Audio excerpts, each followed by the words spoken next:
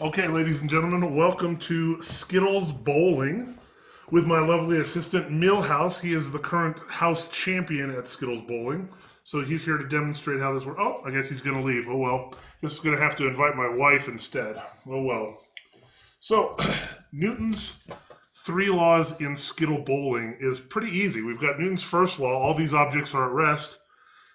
And they will remain at rest until they are acted upon by an outside unbalanced force. Well, here we go. Let's see if we can get an unbalanced force to act on some of them. Get 2 swings for me. Not too bad overall.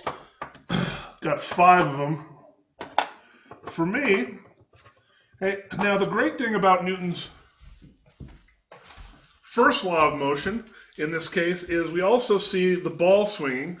Once the ball is in motion, it wants to stay in motion until it's acted upon by the unbalanced force of the pins that are staying there. And basically their inertia is the force that stops the ball as it swings. Well, she got 6 that round. But there's some really, really cool things also happening in this one as well. We've got Newton's second law. It takes a force to accelerate a mass. My muscular force is going to accelerate the mass of the ball, and then the force of the ball is going to accelerate all of the pins. There's Newton's second law in action pretty nicely.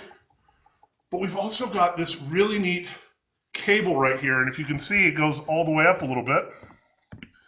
Hey, this cable, so my muscular force is going to push the ball forward, and that should cause it to go in a straight line.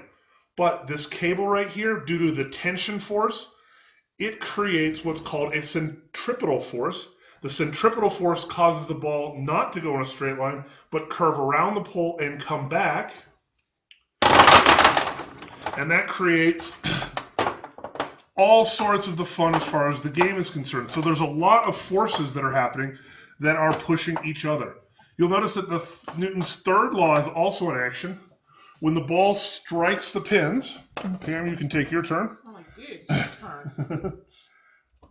When the ball strikes the pin, notice how it slows down, it stops rather than just swinging on its own. See if she can hit one. Notice that the ball did not just stay in a straight line. It literally got deflected and almost stopped. That's Newton's third law in action. For every force, there's an equal and opposite force. Basically, the pins, even though they're just sitting there, their inertia is enough to stop the ball and cause it to not go in a straight line anymore. They push back against the ball. So we've got Newton's first law. Newton's first law is this is moving. Newton's second law, which is what causes the acceleration both when I throw it as well as when it hits. And Newton's third law, deflecting all of the pins as it comes around. Wow, I really stink, apparently. Let's try that second round. That's a little bit better. Oh, my goodness. Okay. So your job is to analyze Newton's 3 laws of motion acting in Skittle Bowling. You've got centripetal forces. You've got muscular forces. You've got the inertia of the ball. You've got the inertia of the pins. Lots of different forces in action. This is probably the only game in the collection that doesn't involve much gravitational force unless it swings really far. But the nice thing about the last throw by my wife there is it showed Newton's first law. An object in motion stays in motion. If it didn't hit the pin, it just kept swinging right around the whole pole the whole time. And the centripetal force of the wire, which is a type of tension force in this case, caused it to just swing right around. It just goes in circles. So, Newton's laws in action in Skittle Bowling. Millhouse, you want to play? Here, you can play, Millhouse. Millhouse wants to play?